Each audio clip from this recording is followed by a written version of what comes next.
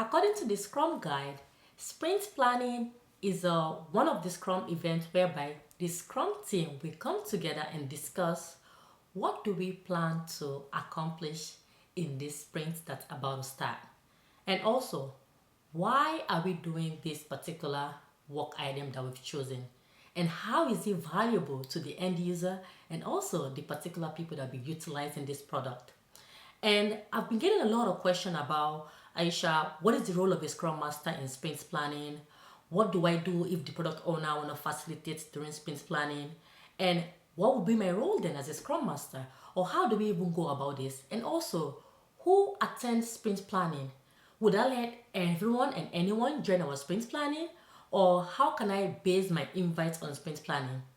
On today's video, my goal is to cover like a simple way on how we can ensure that we meet all of the goals and all of the lists needed for us as a Scrum Master in facilitating sprint planning, and also how we collaborate with the product owner and the Scrum team to help determine the next valuable thing we'll work as a team and deliver this value to our end user. Welcome back to Aisha Scrum. I'm very happy to have you all join my platform. For my new subscriber and my existing subscribers, I welcome you all and I thank you all for watching my videos. I really appreciate it. And by the way, if you are interested in mentorship, do not hesitate to email me at admin@aishascrumtech.com. So before I go over the list I have behind me, let's just have a little focus on the Scrum Guide itself, right? Because we all know that the Scrum Guide, it's one of very nice guide that detail all of the Scrum events, starting from the sprint itself, right? The sprint is the umbrella that covers all these other Scrum events. And without the sprints, we can't even have the sprint planning, daily Scrum, sprint review, and retrospective. And sprint planning, it's like the first day of the sprint, according to the Scrum Guide, right? On the first day of the sprint, which is sprint planning, is where like the development team, the Scrum team will come together and discuss the next valuable item in the product backlog that we will deliver. And while at the same time, having the product owner guide us, right? Because we all know that the product owner are basically the people that are working hand in hand with the stakeholder, and also they are the master of the product backlog. So through collaboration, through discussion, we'll come together and decide the next valuable thing the developers can pull into the sprint so they can start the sprint and work on it. And by the way, the question is, so who attends sprint planning? According to the Scrum Guide, anyone that can come together in this meeting that will add value and help the team guide them to ensure that they are able to work on the next valuable item is welcome in sprint planning. I've seen sometimes people will be like, oh, it's only the Scrum, the PO, the product owner, and the developers are only allowed in sprint planning. That's not true.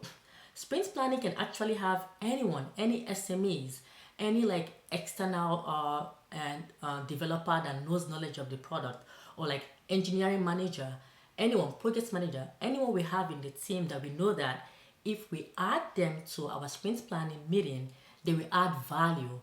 For sure, we should invite them, because this is one place that if we plan everything right and we come together and have this conversation and collaborate together, at the end of the sprint, we will actually come up with something that's valuable, right? And it doesn't take only just one person. It's not only the PO's responsibility to ensure that, oh yes, we are able to do this work, but instead it's a collaborative effort. So that's why I'm very open. I'm always like, we tell the team, okay, I know we have sprint planning tomorrow. Is there anything that we need to start looking out for? And if also we are working on something with dependency, do I have to invite anyone outside of our team that can also help us during this planning? Sometimes people can go as far and do this during backlog refinement, but we can also do it also in sprint planning. I listed things on my board behind me that I think that when I was a Scrum Master, these things that I've done during sprint planning or prior to sprint planning have helped me prepare me to come to sprint planning and help support my team in flying colors. Although this list I have behind me, it's my own personal list that I've worked out for me. I just want to share this with anyone out there that basically might help them. But some of these things I've done prior to sprint planning. Some of them I've done during sprint planning. Some of them I've done before we actually start the sprint itself, right? So the first thing I have behind me is, but before I go behind me is, If you've been finding my content valuable, like and subscribe to my channel. I truly will appreciate it. It really will mean a lot to me because I have a goal to meeting 10,000 subscribers by next year, August. I know it sounds crazy, yeah, but that's my goal. I have a long time goal of next year hitting 10K. So please contribute to my goal. I really will appreciate it.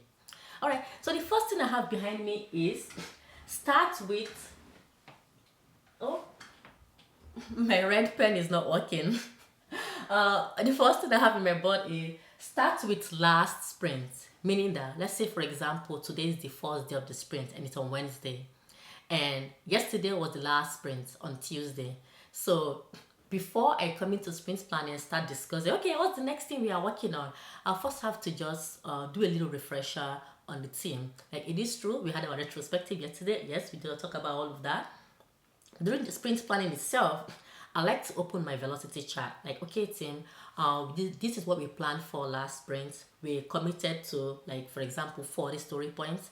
And at the end of this sprint, we were able to accomplish 30 story points. And I will then tell the team, I'm going to use this opportunity. I've already calculated my average velocity prior. I just want to show you all how I came up with my number. So these are the list of particular average velocity where we are right now. So let's just consider this as we are planning and estimating for our work for this sprint today. And I like to do that first. I feel like if I quickly have a quick refresher and show the team, get them to see where we are and where we currently stand, it can help us to have realistic goals and realistic expectation in this sprint that's about to start. The next thing I have in my board is capacity and average velocity, which I've already covered in the average velocity. Capacity to, for example, if you work in an environment and you guys do absolute estimates, capacity planning is one thing that I like to do prior to sprint planning, right? I won't come to my team and start asking my team member during sprint planning, like, okay, Aisha, do you plan to take off in this sprint? Or do you have any vacation? Or do you have anything for me to know? I like to do all of this prior to sprint planning. Let's say, for example, my sprint usually starts on Wednesdays. So on Monday, I'm reaching out to everyone. Okay, team, our sprint starting on Wednesday. Is there any other vacation that we need to have in here so we can record it? Just to better plan for our available capacity during sprint planning. And sometimes you will send messages, I know, in the group chat at work. Some people will ignore, right? But don't hesitate as a Scrum Master to go behind them and literally message each one privately and get their information, because that information is very valuable, so you won't overcommit during sprint planning. So I like to do those things ahead of time, get my capacity planner, see where we currently are, and also will announce these particular story points to the team. So for example, I'll come to the team, I'm like, okay, last sprint we had an available capacity of 40 and we planned for 35 story points. And at the end of that sprint, we were able to complete 42 story points. That was good. So I see that we did completed more than our availability and our available capacity. So I think for this sprint, we now have availability of 38. But I can see we can be a little bit flexible on that. As I see so far for the last 3 sprints, we have been working beyond our available capacity. But still, our availability is 38 story points. Let the team know, but if you can calculate all of this math and do all of this capacity planning prior to sprint planning, that'll be a plus. So you don't want to waste time, right? We don't want to sit here and waste time and start using that time for sprint planning and start doing all of those math and asking all that question. Developers will be so discouraged. Even teams start saying, okay, what are we even doing? Some things you can do offline, try to take it offline. I know you all looking at me like, okay, Aisha, the Scrum guy stated that for a sprint that's going to be for a month long, we have 8 hours of planning. Yes, that is true. And a sprint that's going to be for 2 weeks, we have 4 hours of planning. That is true. But not because the Scrum guy stated that you have that long hours to plan, that does not mean that you have to take your whole day planning for that sprint planning, like holding them, like, okay, I have to hold you for 4 hours because the Scrum guy stated that we are staying for 4 hours. No, nobody will want that, and nobody will be happy with you with that as a Scrum Master. So that's why I find that it's actually more time effective if I can do those things offline. So the next thing I have on my board is any trainings, sometimes I've noticed that as I'm an agile coach, that I'm coaching Scrum Masters at work, right? I will notice that some Scrum Masters do not allocate some time for training. Like for example, if they have team members that are scheduled mandatory training or sometimes e-learning trainings that will take like 3, 4, 5 hours of their time throughout their day doing these e-learnings. I know that sometimes Scrum Masters do not allocate some time out of their capacity from that. I think that's not a good thing. I think it's always nice to ask the team members, okay, is there any trainings that we have within this sprint that's about to start? Is there any other outside seminars or any session that you all have to attend so I can be aware, so we can take all those days out of our availability? So it's very important for you, the Scrum Master, to ask, because guess what?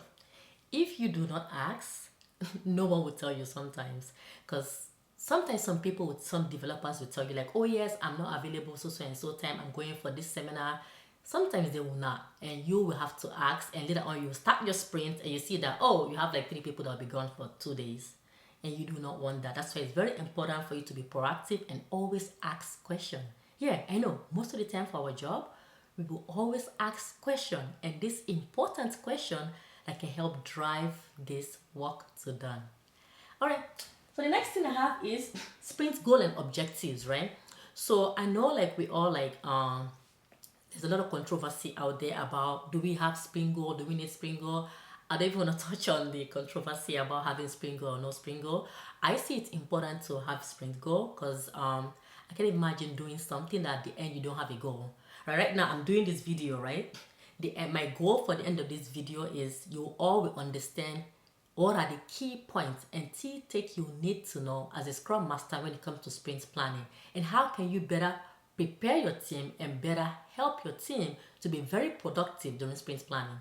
So that's my goal for doing this video. So I can't even imagine for a team to come together and not have a sprint goal. So that's why I have it there as one of the key points, that you have this conversation about your sprint goal, and if you have like a PI objective, you ensure that your PI objective that you plan during PI planning will align with your sprint goal, and thus the team will pick workload that's related to the sprint goal. Then we'll trace it back to the PI objective, because at the end of the PI we'll have to look back and see if we are able to meet our PI goals or our PI objective. The same thing with the sprint goal. At the end of the sprint, we would like to see that if we are able to meet our sprint goal. So we Scrum Masters, sometimes we have to initiate those conversations. Like, okay, I know we had backlog refinement on Tuesday, and these are the next priority story that the product owner said that for us to work on. But I just want to ask a question like, what is our goal for this next 2 weeks? If your sprint is 2 weeks, what is our goal? If this is our goal, all right, so these stories that we currently have planned for this sprint planning, for this sprint, is it related to our sprint goal? So you ask questions like that, and then the PO or some of the team members will tell you like, oh yeah, these stories actually do not relate to what we are working on, or that stories is, or this epic is not, this epic it is. So you start weeding all those things out to ensure that at the end of the day, the sprint goal will hopefully match with what's in your sprint backlog. That's for that. So the next thing I have in my word is prioritize product backlog item. So that's something like I was saying in the beginning, some of these things is good to do it prior to sprint planning. But I know sometimes when your company is new to Agile, or you have team members that are new to Agile, or when your team do not do backlog refinement, you will have to use sprint planning session to basically prioritize your backlog, so it will be easy for the development team to pull from the product backlog to the sprint backlog based on what the product owner stated that is the next important item for the team to work on. It's actually very good if your team can do all of this prioritization, narrowing down what to be worked on during backlog refinement. But if your team did not do backlog refinement, unfortunately you have to use your sprint planning and prioritize your backlog and prioritize the workload, so that the development team, as they estimate those work, are able to pull those work to the sprint backlog. And you, the Scrum Master, at all times, you are looking to ensure that this is something that everyone is working together and agreeing together about working this work in the sprint. The next thing I have in my board is development team pull the sprint to the sprint backlog. Let's say now, for example, The backlog have been prioritized. The PO have went over the stories. And sometimes people are like, okay, Aisha, do I, the Scrum Master, facilitate the backlog prioritization, or does the PO facilitate the backlog prioritization conversation? To be honest, it depends. I have facilitated that in the past. My product owner have facilitated that in the past. The PO or the Scrum Master, anyone can facilitate this session. There's no any like, oh, it has to be you, it has to be that person. But I like to facilitate those sessions because, to be honest, so then I can able to ask like follow-up question and ensure that I'm calling out people that needed to be asked. And also we are all actually opening the story, reading those description, looking at this acceptance criteria, and ensure that it's aligned with what the team are thinking, or they have confidence that they are able to work on this item. But if the product owner also want to take ownership to go over all of those stories too, I don't see any problem with that. But before then, the backlog have been prioritized, and the development team will now pull this story to the sprint backlog. And after they pull that, everyone is okay with that, then we estimate. And sometimes people will be like, oh, Aisha, estimation can be done in backlog refinement. That's fine. If your team want to do backlog refinement estimation, that's still fine. If your team want to estimate during sprint planning, that's still fine. Just do what's best for your team. Next thing we have in our board is cards, conversation, and confirmation. So even though it's true, we sometimes have covered this during backlog refinements, and now during sprint planning, as the product owner has prioritized the stories that we'll be working on, it's still very important that the narrowed, important, prioritized story that have been pulled to the sprint backlog for the development teams to still open those stories, and us, as we are facilitating it, for them to go over each one of them so they can have a conversation about the stories, like ask any more last minute clarifying question, address any dependency, any other thing that will prevent us from the development team from actually working on those stories in this sprint that's about to start. So that it will be easier for the development team to estimate, which is the next thing in my board, is for the dev team. Now that they've pulled the story to the sprint backlog, we finalize the conversation, clarify any other thing that's needed, and now the development team will now estimate. And it's very important for me to say that it is true, sometimes the product owner can facilitate going over the story, looking at the product backlog, looking at all of that. But I think it's extremely important for us as Scrum Masters for us to facilitate the estimation session. And if the team are estimating, we always will go by our company's policy or any other procedures that's in place that we must follow that. Let's say, for example, if your company do absolute estimate and they estimate in hours, and in that point, you now ask the team members so they can estimate each of those work based on their hours available, right? And if your team do relative estimate, and that's the case, we all know in relative estimate, team contribute and work together using the Agile poker or planning poker to come up with their estimates. And the reason why I like to do the estimation, because I want to ensure that it's not only one person that's just throwing out number, but I want to ensure that all of the members in the team that will be participating in doing the work, basically the developers, will all participate in estimation. And I feel like it's an anti-pattern to estimate just throwing numbers like, oh, it's going to be 5, it's going to be 3. Because then people's votes will affect each other's votes, because we want to vote blindly votes. That's why we use those tools, and those tools that I use can be Agile Poker. And if there's a lot of discrepancy in the votes, let's say a lot of people were voting 2, 1, 3, and it's just all over the place number, it's best for ask the question and do the re-votes. And with the re-votes, hopefully through those conversations that the team already have, people have a better understanding. Some questions will already been clarified. Then we'll be in a position to do re-votes. And we help facilitate that session, the re-vote, and they give all those user stories that's now be pulled in the sprint estimation. So the development team are the ones that 100% will be estimating the work, because they are the one doing the work. So if a product owner, for example, it's also like, for example, they are technical, right? Because sometimes we know some product owners are technical, or maybe they're helping the team with testing. And it is true, if they're going to be involved in that, physically doing that work, they can participate in the estimation.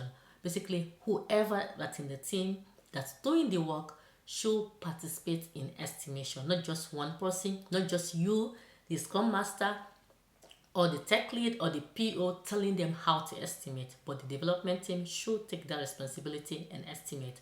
So that's part of our responsibility, is to ensure that We are monitoring, observing, asking questions throughout this session, and also ask very important leading question that can get the team members to critical think beyond just their coding, critical think and think overall about the product, the sprint goal, and the overall achievement for the particular project. So that's some of our role and responsibility as a Scrum Master during sprint planning. The next thing I have in my board is team confidence votes, right? So it's very important for us to ensure that as the team are doing this confidence vote, we not only do this during PA planning. I like to do this in sprint planning because sometimes I like to see like how the team members are feeling about the work. How do they think about the current state of our planning? Are we just pressuring them to take on all of this work and at the end they feel like we can't complete it, we just want to please our PO or please our stakeholder? Or they're actually speaking from their own experience and speaking truthfully that, okay, based on what we've planned so far, we can actually complete this. So that's why it's important for us Scrum Masters, right? As these team members are basically planning their work, right? And as the developers are pulling this work from the product backlog, pulling in the sprint backlog, we are ensuring that we are reminding them of our availability, our cap availability. So that's why we do the average velocity in the beginning. That's why we do the capacity planning in the beginning. Let's say the team have 35 story points available. So it's very important for us to tell the team members, okay, I know we've estimated all our backlog and now we're at 55. Adding all of our story points, we are now at 55. But our availability is showing that we can only take 35 story points. So the question is, are you all confident that we still can complete all of these 55 story points? Or do you all think that we should just go back and take out some and negotiate with our product owner and see which one the stakeholders can wait for the upcoming sprint and we can save that for later? So what do you all think? So all of these questions you'll be asking as a Scrum Master, you are also bringing this to their attention and you are basically shielding your team, right? Going back to what's our role? We shield our team during this session, get them to think beyond just doing the work or doing their code, but think about the overall goal by us asking very important, powerful questions, So let's say now you, the Scrum Master, you already know that the team that you have, that even though your capacity planning or your average velocity will show that the team availability is 35, but they are able to complete above their capacity. They're able to complete more than 35 story points. If that's the case, then guess what? You should definitely let the team to commit to more, because that's how sometimes we're able to push them and get them to do more by allowing them to explore and do things beyond their availability. As long the team were able to confidently vote that they are able to meet that goal. And what I mean by the confidence votes is going from like a scale of 1 to 5. The higher the number, the more confident they are. The lower the number, the less confident they are. So if the team members are able to vote that, okay, I know our availability is showing that we can only take 35, but after we estimated everything we have in our sprint backlog, we are able to complete 55 story points. And then the question is, Scrum Master, would you just let them take on it? Or would you tell them no? So if the team can complete more, I will let them. But what are the data can we use to actually show factual data to show to the team that, okay, no, I don't think this is a good idea, we can commit, or yes, it's a good idea, we can take on more? What data do you all think we can use? Alright, before we go back, if you've been finding my content valuable, like and subscribe to my channel. I really appreciate it. And if you're interested in mentorship, do not hesitate to email me at admin@aishascrumtech.com. And I'd like to hear from you all as a Scrum Master. As you are facilitating sprint planning or as you are participating in sprint planning, are you able to always step in and remind the team, okay, this is our availability, we can take on more? Or, oh, we always have scope change, we have to leave some buffer?